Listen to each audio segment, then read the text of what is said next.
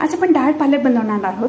त्याच्यासाठी मी 3/4 वाटी डाळ घेतलेली आहे. ह्याच्यामध्ये मूग डाळ, तुरीची डाळ आणि मसूर डाळ घेतली आहे. हे मी 3 शिट्ट्या काढून घेतलेल्या आहेत. अर्धा कप मी पालक आहे, हा स्वच्छ धुवून बारीक चिरून घेतला आहे. पॅनमध्ये 1 टेबलस्पून तूप घातले आणि 1 टीस्पून तेल घातले, 1 टीस्पून जिरे घातले, 1 टेबलस्पून आलं लसूण घातलेलं आहे, 2 हिरव्या मिरच्या टाकल्यात चिरून, हे थोडं परतून घेतलं आहे. एक छोटा कांदा आहे, बारीक चिरून घेतला आहे, तो थोडा परतून घेऊया.